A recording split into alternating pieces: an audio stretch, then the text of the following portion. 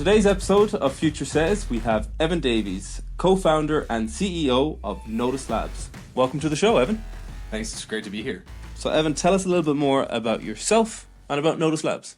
Well, Notus Labs provides athlete safety and performance monitoring solutions for teams of athletes. So we record a ton of metrics about the athlete. We stream them back to the coach, trainer, medical staff, wherever they might be in real time. And we provide them alerts on any safety concerns they might have about their athletes. So their heart rate's too high, their core temperature's too high, and they're going into heat stroke. They're overworking their athletes and running risk of injury from that. We warn them they can adjust their training or pull players out on the fly as needed. Okay. The current solutions there, especially for team sports, tend to be just watching your athletes. And, if you're one trainer at a high school, say, you might have 100 athletes that you're responsible for in 10 different teams that are practicing at the same time. So for one person, that's really hard to monitor. Even for the coaches, of 20, 30 athletes out there, you might not notice the early warning signs that you need to pull someone. And often that goes missed. And so you notice these events once the athlete has collapsed on the field, Sure. Which is much too late. Sure. And tell us about when you founded Notus and why you decided, hey, there's a gap in the market for something here.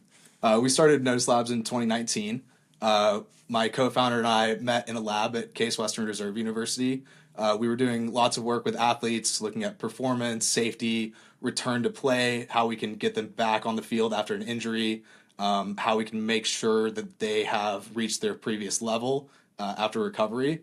And to do that, to do the analytics and the research that we wanted to do, we were having to use 3, 4, 5 different devices at once, which is very cumbersome for the athlete, and then sync all that data together, write our own analytics. And at that point, it's not reasonable to expect any athlete or trainer, even at any level, to do that. Even for the pro athletes, that's too much work, and you have to develop it all custom. So we decided we could combine all these sensors into a single small device and run all the analytics in real time on a single platform to provide much more insight to the users. And so what does that device look like? It's about the area of a quarter. I should have brought one with me. Next time. Yeah. So it sticks onto your chest. It's about the area of a quarter. It's kind of a black dome shape. So we're recording physiological metrics, heart rate, that sort of thing. Your temperature. So we have core temperature prediction. It's the most accurate core temp prediction that's out there. So that allows us to mitigate heat stroke before it happens. We say, hey, your athlete's getting too hot. You can pull them off the field, cool them down, and then send them right back out instead of waiting for them to collapse and send them to the hospital. Okay. Size of a quarter. For our European audience, what's a quarter? I don't know. About that big? That big? Okay, there you go. And that fits, is it behind the neck? It's worn on the chest. Oh, it's on the chest. So okay. we have a disposable adhesive. The device itself is totally reusable, waterproof, very durable. It's held up to the highest levels of athletic use. And so the adhesive holds it on through any sort of normal athletic activities. It won't come off. Obviously, when you get into the cases where, say a UFC fighter kicks you, it should come off. Otherwise, it'll damage the skin. It's kind of in the perfect zone there. Okay. And that gets me on to my next question. What sort of sports are the early adopters, or are there early adopters of this? Yeah, so we're launching in a month. Obviously, once this episode comes out, we'll have been out for several months. So we're targeting club sports, club soccer to start with, and also local high school teams in the Cleveland area to be our initial users. So we just signed our first couple, and we're going to roll out to them in a couple weeks here. Okay. Any particular reason soccer was chosen, or that's how it happened? That's how it happened. I think it's a great market. They're really looking for things that will both improve the safety of their athletes and that they can use to coach them better. So they're very interested in it for that reason. Also, the sales cycle is a lot faster than dealing with schools. You have the administration and, the board that you have to deal with in addition to the athletic department. So they can move faster, which is a great candidate for launching with the clubs. But it's really designed to be used for all sports. Football, it's particularly useful. They have big problems with core temperature, especially coming in the summer, starting, sometimes 2-a-day practices in August in the heat and pads. You have a lot of kids collapsing of heat stroke. There's over 10,000 cases of severe heat stroke in the U.S. and high school athletes alone every year. So it's a severe problem, and it's getting worse every year too. Okay, great. Our European listeners are going to be laughing at me calling it soccer now as well, by the way. But soccer or football, whatever you'd like, that all sounds very, very interesting. So we know about the hardware, we know about the sensor, but what about the software then? How does that all work? So the data is streamed into our cloud system. We perform a number of analytics there, including our core temperature prediction algorithm. We compare it to the user's baseline to see how they're performing on a given day versus how they performed historically. We stream all the data to a dashboard that's on a website, so you can access it on your phone, laptop, tablet, whatever you want to do. The trainer for a team could be in their office working on an athlete and have it up and see, okay, someone else out on the field needs my attention, and know that they should go down there before they get a call even. So that's a really nice feature. You can also stream it to the medical staff for the team. So, even if they're at a hospital somewhere, they could know that one of their athletes is having a problem. That warns them of any safety events. The player's box goes red. It pops up to the top of the screen. We can also text or call whoever is responsible for that athlete to make sure that they see it. Okay, interesting. And how have you gone and built that algorithm? Who's the team behind it all? I actually have done a lot of our algorithm development, but we have a team. We have 6 people full time, and then some contractors for software development and that sort of thing. Okay, interesting. When people, I do a lot of work in manufacturing, and people talk a lot about predictive maintenance of machinery, and sometimes you are predicting something to fail that doesn't fail so often, let's say, which makes it more difficult because you don't have so many anomalies to look at. Mm-hmm. Within your world, how big an issue is player injury? It's a huge issue. There's 3.5 million sports-related injuries a year in the U.S. It's a huge population. Obviously, not all of those are preventable. You have a lot of contact things and bones getting broken, that sort of stuff. So that's not really what we're looking at, but primarily focusing on soft tissue injury and heat-related illness. And those are much more preventable. The soft tissue injury stuff is really interesting, looking at how you should be working out. So if you're working out too hard, that increases your risk of injury. You're wearing your body down too much. But also if you're not working out enough and you go into a game setting and you push your body really hard, that also increases your risk of injury significantly. Interesting. So there's sort of an optimal zone. And so helping trainers find where that is and warning them when their training plan is starting to take their athletes out of that should really reduce the risk of those injuries. Interesting. Is it often you're looking at data from a team scenario, or is it more on a player-by-player basis? So you can do both. So we record all of the data that we collect on our athletes over time. So the trainer or coach can go in and look at an individual athlete over the course of a season, or they can go and look at how the whole team did over the course of a practice. And so you can see how individual athletes are responding to the same workout. You can say, okay, this person's lagging behind. They might need some special attention. This person's really not trying. We should push them a little bit harder during practice. So it's interesting. So, everyone's body works really differently. So being able to have those individual insights paired with how the whole team is doing should let you find a better balance. It's really hard to determine, what's going to serve your whole team the best. I know when I was playing team sports, I was always in the bottom of the pack. So I'm sure the people who were up at the top were not getting pushed as hard if they were catering to me. So it's kind of finding that optimal zone to get your whole team training right. I think I could have been in a similar position. I think I definitely could have made good use of this. So 3.5 million injuries a year in the US in sports. So what's the objective of Notus Labs? Is it taking a slice off that? It is. So really we want to improve player safety. We want to mitigate these preventable injuries, particularly heat stroke deaths. That really bothers me. Those are all fully preventable. And if you're using a technology like ours, there should be zero. Luckily there's not a huge number of heat stroke deaths every year, but any more than one is too many. Sure. So that bothers me. And then looking further than that, we really want to get into helping people train better, how they can perform better, and providing them objective analysis based around that. Okay. So heat stroke is a big target area. Are there other big areas, injuries that are happening a lot that you think, well, that is so preventable? There's a lot of sort of leg injuries, knees, ankles, that sort of thing. There's some really interesting research that shows that the number of small accelerations you have over the span of a week or two has a lot of impact on how often that happens. So you're wearing out your tendons and ligaments. Even if your muscles are strong, like you can put too much load on those, you know, small connective tissues, and those need to be trained differently. So essentially keeping them in sort of the safe range where you don't want to have too many accelerations, for instance, really increases your risk of those sorts of injuries. Okay. I was speaking to a colleague last night, and he was telling me that he does ultra marathons and crazy running races. I think he said he ran 100 kilometers last weekend or something. Wow. I am back in training for a 20-kilometer run. It's not quite 100 kilometers. Yeah, it's a little more reasonable. Yeah, you know, in the right direction. Yeah. So is this something that I should use? Is it something that you would foresee every sports person, professional, non-professional, runner, football player, etc. would use? So looking farther forward into the future, I think the endurance sports market in particular, there's a huge opportunity there. Looking at the balance of, you know, how many short runs should you be taking, how many runs to build your endurance, you know, how many faster runs to build up your cardiovascular system you need to do, and looking at that on a personal level.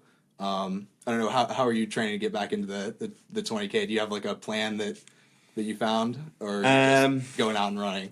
Using Strava. Okay. To track my running, but not being very data literate and understanding what my splits are, what the elevation is, and everything else. But I should be. Yeah, really long term, what I would like to do is take a lot of the analysis away from the user. So rather than presenting someone with a ton of graphs, be able to translate that into something they can act on. Say, you know, your run was great yesterday, but you didn't sleep at all last night, and you know, you should probably take it easier today, or you're building up too quickly and you're increasing your risk of injury, all sorts of things like that. And eventually getting into sort of the coaching space for individual users. I think that'd be a really cool application. That's pretty far down the road for us. And so there's these immediate need with the teams that we're focusing on right now. But I think that would be sort of my dream application for this is, you know, get it out onto everyone and provide them actionable feedback that they don't need to interpret. I think that's where a lot of current systems go wrong. You know, it's your average user doesn't know what all these graphs mean. It's like you pull up your dashboard, there's 50 different graphs in there. Yeah. What are you going to do with that? It's cool to look at. Yeah. Of course, as a startup, then, as much as the target market is massive, you need to focus right on a specific industry segment. Yeah. You mentioned a couple of the teams. Is there a sample size of team you're looking at firstly, or is this first come, first served? Yeah, I mean, whoever's interested, we're happy to provide devices to them. Really targeting club sports this year probably, and then expanding out from there. But I think there's enough, you know, big clubs and, you know, enough high level youth athletes and college athletes that that can get us through the foreseeable future and, you know, get us ready to expand out into these other markets. Okay. And as a passionate founder, is there one thing that if you could achieve, you would say, I made it? Is there one team that you would love to use it? One athlete you would love to use it? Well, I really want to get this on the Browns, the Cleveland Browns. Okay. So we work really closely with their medical team. Dr. Kelsey and Dr. Voos are both their doctors, and they're on our advisory board as well. So I've been very lucky to work with them and start to really upgrade the level of analytics available at the professional level too.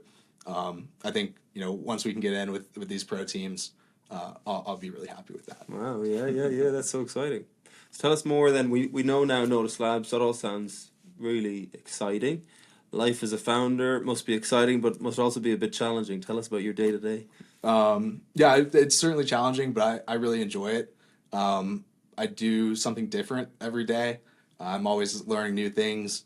A year ago, my title wasn't even CEO. I was CTO. My background's in engineering, and so I was really involved with the hardware and the algorithm development stuff. But starting to move into a business role, I was telling people, oh, it's just a letter, it doesn't matter, but that's wrong, actually. So my role has changed a lot, transitioning into the CEO role. So I'm mostly on the business side now. I've come to find I actually really enjoy it.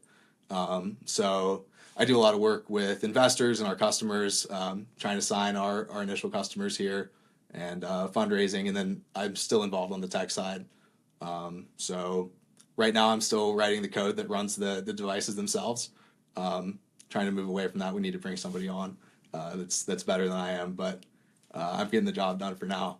I do a lot of stepping in where I'm needed, guiding the engineering team.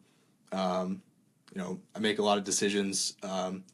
Somebody will come to me with a problem. I'll say, yeah, okay, this is something we need to focus on now. This is something we can kick down the road. And really guiding the team. We have immediate goals that we need to hit and how we can use our time the most effectively. As a startup, it's bad to do the wrong thing, but it's almost as bad to not do the right thing. So if you're taking something that's not pushing you directly forward towards that goal, you're wasting time and money that you can't afford to waste. Yeah. So a lot of my time is spent thinking about that and how we can, hit those goals as fast as possible. Yeah. So right now it's the launch that's coming up in a month. That's the biggest thing. So tell us more about that. Launch in a month. Yeah. So a lot of that has been getting the teams lined up, signing contracts with them to start testing and roll them out as our first customers, and then organizing manufacturing. That's been really difficult. It's hard to do sort of mid-scale stuff, especially if you need things done quickly. There's a lot of moving parts and everybody gets delayed.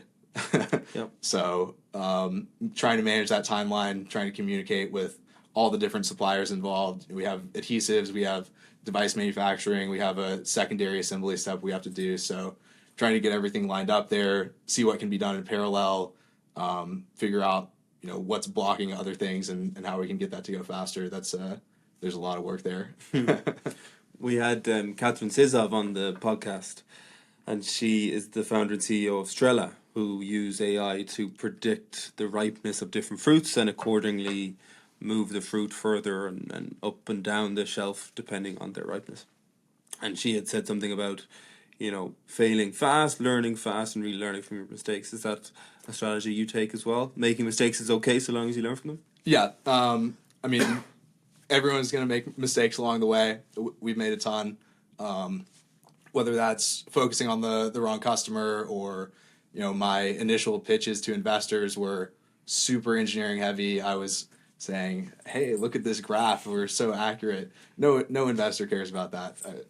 Maybe 1% do. But, positioning ourselves incorrectly, but it's important to do better every single time. And eventually you get to the point where people start saying yes. Okay. Talking about that space of sports, everybody likes sports, or certainly everybody I hang out with likes sports. We love sport, we play sports, we watch sports, we eat sports, read sports. So tell us in general, what else is happening within this space? How are teams, athletes using tech to accelerate things? If you look at the professional level right now, they do a ton of sort of intermittent testing, but on the device side, what they're using provides them with what I call external data. So that's all based on acceleration, player movement, how far you're running during practices, and what they call external workload, which is sort of a way to accumulate all those variables into one thing that you can track over time.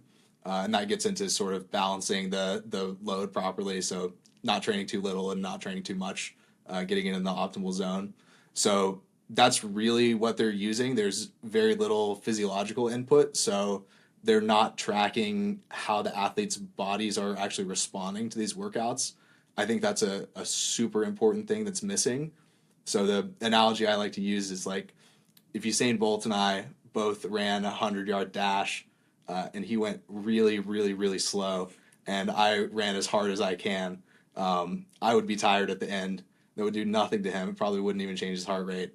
But our external metrics would be the same if we ran that race in the same amount of time. So there's obviously key data missing there on how your athletes are actually performing and responding to these workouts.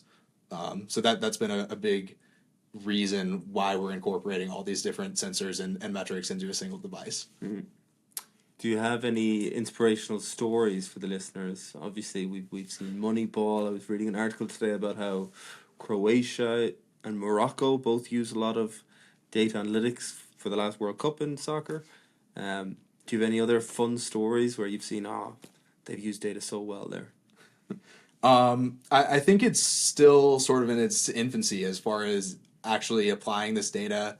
There's still a lot of research to be done on what's useful, how to balance the entirely data-driven approach with what the coaches want to do.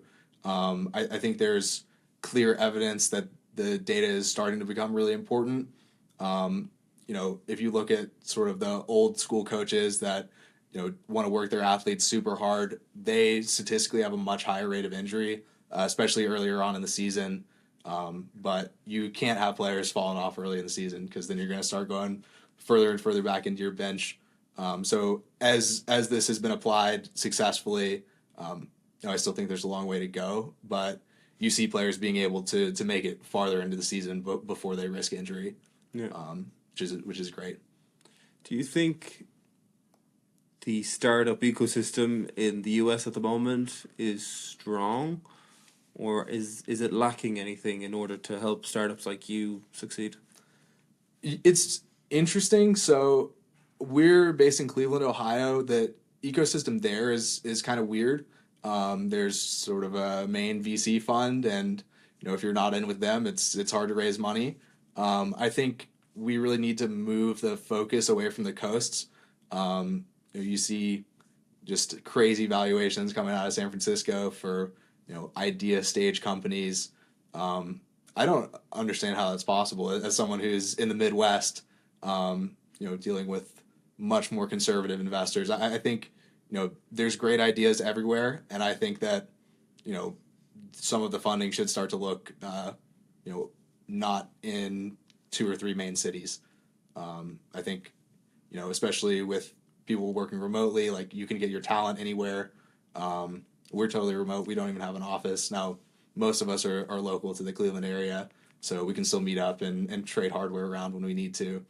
But I think the big thing that will improve the startup ecosystem is availability of funding outside of a couple key zones, Silicon Valley, Miami, New York, Boston, but really looking throughout the entire country. I think that would be a huge improvement. Yeah, and is that a stage that you're at as well now, looking for funding to take that next jump forward? So I spend a lot of my time now fundraising. Hopefully by the time this episode comes out, that'll be done, and I'll be more focused on the customers and improving our product as much as possible. We're going into our seed round right now. I have the first pitch for that next week. But I've really started to enjoy the process for it. As you get better at it and people start saying yes, it gets a lot more fun when the investments are actually coming in. If you have 80 people say no to you in a row, that gets pretty miserable. But once they start saying yes, it's a fun process. Good. So hopefully a lot of fun in the next few months, next few years. Yeah. By end of 2025, Evan, what's the big goal? I'd really like to have this fully rolled out. We want to have this out on something like 10,000 athletes. Really want to have clear metrics on how many of these safety events we've prevented. So I'd like to be able to track how many cases of heat stroke we've stopped, and how many preventable injuries we've stopped. So I'm really excited to see that, and how we can improve safety for the athletes that are using this. I also want to have rolled out a much deeper suite of analytics. I'm really excited to work on that side of things and get into the research too and see how we can improve this. Wonderful. Well, I wish you the very best of luck, Evan. Thank you.